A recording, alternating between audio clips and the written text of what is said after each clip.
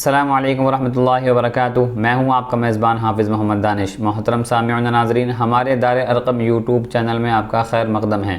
جو سوالات موصول ہوئے ہیں ان کے جوابات کے لیے ہمارے ساتھ موجود ہیں مفتی احمد بن محمد ارشد خان صاحب۔ جی مفتی صاحب، ایک صاحب پوچھتے ہیں عید کی مبارکباد دینا کیسا ہے؟ بسم اللہ الرحمن الرحیم، حامدا و مصلیا و مسلما، اما بعد۔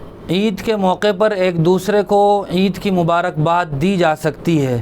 صحابہ اکرام رضوان اللہ تعالی علیہم اجمعین بھی ایک دوسرے کو عید کے موقع پر تقبل اللہ منا ومنکم صالح الاعمال کے ذریعے سے عید کی مبارکباد دیا کرتے تھے، لیکن اس عید کی مبارکباد دینے کو لازمی، ضروری اور ثواب نہ سمجھا جائے، ورنہ پھر یہ بدعت ہو جائے گی۔ اور بسا اوقات لوگ عید کے موقع پر گلے بھی ملتے ہیں۔ گلے ملنا یہ صحابہ اکرام سے ثابت نہیں ہے، البتہ اگر کبھی کبھار گلے بھی مل لیا جائے لیکن گلے ملنے کو بھی ضروری اور لازمی اور ثواب نہ سمجھا جائے تو گلے ملنے کی بھی گنجائش ہے، ورنہ بدعت ہے۔ ایک صاحب کا سوال ہے، وضو میں کتنے واجبات ہیں؟ یاد رکھنا چاہیے کہ وضو اور غسل میں کوئی واجب نہیں ہے، صرف فرائض اور سنتیں ہیں۔ محمد افتخار سوال کرتے ہیں، کیا قاعدہ اور پارے کو بلا وضو چھو سکتے ہیں یا نہیں؟ نورانی قاعدے کو بلا وضو چھو سکتے ہیں، لیکن یہ بات یاد رکھی جائے کہ نورانی قاعدے کے جس صفحے پر قرآنی آیات لکھی ہوئی ہو اس صفحے کو ہم بلا وضو ہاتھ نہیں لگا سکتے۔ جہاں تک تعلق ہے پارے کا، تو پارا چونکہ قرآنی آیات کا مجموعہ ہوتا ہے، اس لیے اس کو ہم بلا وضو ہاتھ نہیں لگا سکتے۔ محمد عرفان فولاد نگر باغپت سے معلوم کرتے ہیں، ایک شخص نے 25 بیگھہ زمین کرائے پر لے کر کھیتی کی ہوئی ہے اور 1.5 لاکھ روپے مقروض ہے، سونا چاندی اور پیسہ اس کے پاس کچھ نہیں ہے، تو کیا اس پر قربانی واجب ہے یا نہیں؟ اس شخص پر قربانی واجب نہیں ہوگی۔ عبد الواحد صاحب معلوم کرتے ہیں، واٹس ایپ اور فیس بک وغیرہ پر جو چھوٹی چھوٹی تصاویر ہوتی ہیں جن سے ہنسنے اور رونے کی طرف اشارہ ہوتا ہے، ان کا استعمال کرنا کیسا ہے؟ آج کل موبائل میں فیس بک اور واٹس ایپ وغیرہ پر ایسی تصاویر استعمال کی جاتی ہیں جن کے ذریعے سے کیفیت کا اظہار اور اپنی فیلنگز کا ایکسپریشن مقصود ہوتا ہے۔ تو یاد رکھنا چاہیے اس طرح کی تصاویر اور ایموجیز کی کئی قسمیں ہیں۔ ایک قسم تو وہ ہے جو نہ تو جاندار کی ہیں اور نہ جاندار کے مشابہ ہیں، جیسے فروٹس کے کچھ فوٹوز ہوتے ہیں، تصاویر ہوتی ہیں، اسی طرح بیٹ بال وغیرہ کی، اسی طرح مختلف ممالک کے جھنڈے ان میں ہوتے ہیں۔ تو ان تصاویر اور ان ایموجیز کا استعمال بالکل جائز ہے۔ اسی طرح کچھ تصاویر وہ ہیں جو چہرے کے علاوہ دیگر اعضاء پر مشتمل ہیں، ان میں ہاتھ اور پاؤں وغیرہ ہوتے ہیں، تو ان کا استعمال بھی جائز ہے۔ البتہ کچھ ایموجیز ایسی ہیں جو جاندار کے مشابہ ہیں یا جاندار کا چہرہ ان میں موجود ہیں، تو ان کا استعمال جائز نہیں ہے۔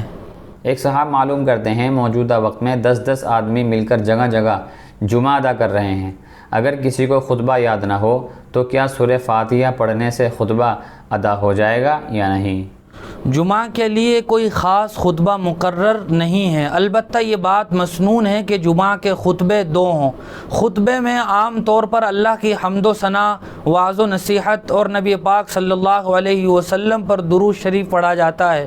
اگر کسی شخص کو زبانی خطبہ یاد نہ ہو تو وہ کتاب میں دیکھ کر خطبہ پڑھ سکتا ہے، لیکن اگر کوئی آدمی اس پر بھی قادر نہ ہو تو پہلے خطبے کے بجائے سورہ فاتحہ اور دوسرے خطبے کی جگہ سورہ اخلاص، اسی طرح سورہ عصر بھی پڑھ سکتا ہے، اور کوئی ایسی سورت پڑھ سکتا ہے کہ جس میں اللہ کی حمد و ثنا ہو۔ اگر قرآن مجید کی کوئی بھی آیت پڑھ لی جائے تب بھی خطبہ ادا ہو جائے گا، چونکہ خطبے کا رکن اعظم ہے اللہ کا ذکر، اور وہ سورہ فاتحہ میں موجود ہے۔ لہٰذا پہلے خطبے کی جگہ سورہ فاتحہ اور دوسرے کی جگہ سورہ اخلاص یا کوئی اور سورت پڑھ لی جائے تو خطبہ ادا ہو جائے گا۔ فہد خان چنگیاری سے معلوم کرتے ہیں، کتا پالنا کیسا ہے؟